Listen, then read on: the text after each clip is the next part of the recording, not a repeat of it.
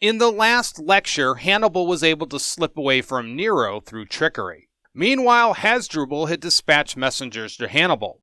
However, after taking the wrong road, they were captured by a Roman foraging party and taken to Tarentum. They revealed to the Romans they carried messages intended for Hannibal. The sealed letters were then forwarded to Nero. The letters revealed Hasdrubal's intention to meet Hannibal in southern Umbria. Nero wasted no time and quickly marched to the north with 8,000 soldiers in order to link up with the other consul, Marcus Livius Salinator. Nero had noted the urgency of the situation and the enormous threat that a merging of the Carthaginian armies would present to Rome. Therefore, he had no time to dispatch messages to inform the Senate of his movements. Cavalry units were sent forward along the line of his army's march, with orders for towns to prepare supplies in advance of his army. This action was taken since the infantry took only their weapons from the camp. Thus Nero made every effort to reach his colleague as fast as possible, with as little baggage as possible to impede his march. Livy writes, quote, "And in fact they were marching everywhere between lines of men and women who had poured out from the countryside on every side, and amidst their vows and prayers and words of praise. Defenders of the state, people called them, champions of the city of Rome and of the Republic. They kept imploring all the gods and goddesses that the soldiers might have a successful march, a favorable battle, a prompt victory over the enemy. Then they vied with each other in invitations and offers, and imploring the soldiers to take from them, in preference to others, whatever would serve the men themselves and their beasts. They heaped everything upon them generously. The soldiers competed in self-restraint, not to take more than they needed. There was no loitering, no straggling, no halt, except while taking food. They marched day and night. They gave to rest hardly enough time for the needs of their bodies. And men had been sent in advance by Nero to his colleague, to announce their coming and to inquire whether he wished them to come secretly or openly, by day or by night, to establish themselves in the same camp or in another. It was thought best that they should enter by night in secret." End quote. Meanwhile, Consul Livius had begun to make preparations inside his camp to receive Nero. Livius was against increasing the physical size of his camp, because he didn't want to alert Hasdrubal to Nero's presence, especially since Hasdrubal was now only a half a mile away. When Nero approached the vicinity, he halted his march near some mountains in order to conceal his movement, as it was still day. During the night, Nero entered undetected into Livius's camp. A council of war was then held, and it was decided to offer Hasdrubal battle the next day. This was done so that Nero could head back to Apulia in order to keep a watchful eye on Hannibal. The next morning, the Romans formed up in front of their camp. Hasdrubal noticed some unusual units in the Roman formation that he had not seen before. He sensed something was wrong. Hasdrubal also heard reports that a trumpet had sounded twice in the consul's camp. Hasdrubal was already familiar with Roman military customs, and concluded that both Roman consuls were now opposing him. He also wondered how the other consul had slipped away from Hannibal. He soon realized that his brother had not followed Nero, so he was for all intents and purposes on his own against both Roman consuls. Hasdrubal was also convinced that his letter had never reached Hannibal, but given the other consul's appearance, the Romans surely must have captured his messengers. Hasdrubal made the decision to flee the Roman armies during the night, but during the escape the local guides deserted his army.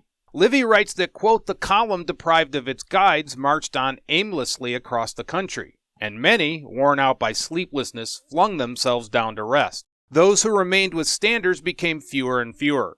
Until daylight showed him his route, Hasdrubal ordered the head of the column to advance cautiously, but finding that owing to the bends and turns of the river, he had made little progress, he made arrangements for crossing it as soon as daybreak should show him a convenient place.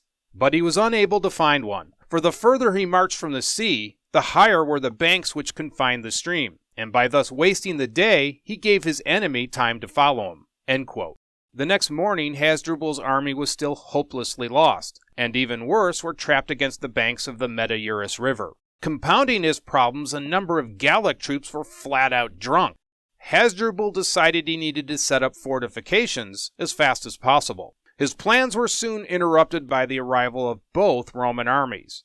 Hasdrubal gave up any thought of quickly entrenching himself and began to prepare for battle. The Romans soon formed up in battle formation. Nero took command of the right wing, and Livius commanded the left. A tribune was tasked with commanding the center. On the Carthaginian side, Hasdrubal stationed elephants in the front. He also placed the Gauls on the left to oppose Nero. He placed his best troops, the Iberians, on the right, whom he commanded in person. A hill separated Nero and the Gauls from attacking each other. Livy indicates the struggle between Livius and Hasdrubal was a fierce one, and both sides suffered heavy casualties. The war elephants, however, succeeded in breaking the Roman lines and spreading mass confusion among the ranks. On the right flank, Nero struggled to overcome the rough terrain that blocked his path to the Gauls on Hasdrubal's left. Nero decided to move half his troops behind the battling Roman lines to the extreme Roman left. He was then able to swing around even further and outflank the Carthaginian left flank. The extra Roman forces then crashed into the Carthaginian right flank with sudden force and intensity. The Carthaginian right wing, composed of Iberians, could not withstand this two-pronged attack of Marcus Livius from the front and Claudius Nero on their flank. They soon panicked and fled the battlefield. Meanwhile, as the fighting intensified in the center, the elephants became uncontrollable. Livy writes, quote, "To the same place came the elephants, which had thrown the front lines into confusion by their first charge, and had by this time forced the standards back. Then as the conflict and the shouting increased, they were no longer under control, and roamed about between the two battle lines, as though uncertain to which side they belonged, not unlike ships drifting without their steering oars. More of the elephants were slain by their own drivers than by the enemy. They used a carpenter's chisel and a mallet. When the beasts began to grow wild and to dash into their own men, the keeper would place the chisel between the ears, precisely at the joint which connects the neck with the head, and would drive it in with all possible force. That had been found to be the quickest means of death in a brute of such size, when they got beyond the hope of control. And the first man to introduce this practice had been Hasdrubal." End quote. As the battle dragged on, and the Romans slowly but surely began to gain the upper hand, large portions of the Carthaginian army began to flee. It was through sheer determination that Hasdrubal urged them to continue on, even though the situation had become increasingly desperate. On several occasions, Hasdrubal was able to rally his troops. Only when Roman victory was assured did Hasdrubal throw all caution to the wind. Quote, "Finally, when fortune unquestionably was on the enemy's side, in order not to survive so large an army that had followed his fame, he spurred his horse and charged into a Roman cohort. There, in a manner worthy of his father Hamilcar and of Hannibal his brother, he fell fighting." End quote. The Gauls on the Carthaginian left now faced a three-pronged attack: Roman troops from the front, Marcus Livius from their right flank, and Claudius Nero from the rear. By now, the Roman cavalry had completely defeated the Carthaginian cavalry, and with the retreat of the Carthaginian left wing, a general retreat of Hasdrubal's army began in earnest. Livy indicates that, quote, "Never in a single battle of that war were so many of the enemy slain, and a disaster equal to that of Cannae, whether in the loss of the general or that of an army." End quote. In fact, so complete was the Roman victory that Livius allowed some of the now leaderless Gauls to escape. The consul said, quote, "Let some survive to carry the news of their defeat and our victory." End quote. Livy estimates 8,000 Roman and allied killed, with the Carthaginians suffering a staggering 56,000 killed and 5,400 captured. Modern historians have revised these numbers downwards. In any event, it was a total disaster for the Carthaginians, as a large number of Carthaginian officers were either killed or captured.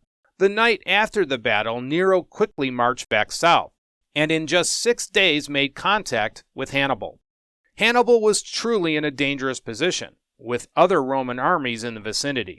Along with Nero's army, there were multiple legions surrounding Hannibal, including the 2 legions stationed in Tarentum. Livy writes, quote, "Hannibal, under the blow of so great a sorrow, is reported to have said that he recognized the destiny of Carthage, and moving his camp away with the intention to concentrate in that most distant part of Italy, the land of Bruttium, all the forces which he was unable to defend, if widely scattered. He removed the whole body of the citizens of Metapontum, whom he had summoned to leave their homes. and Lucanians who are also subject to him, into the Bruttian countryside." End quote. We will continue on with the Second Punic War in the next video.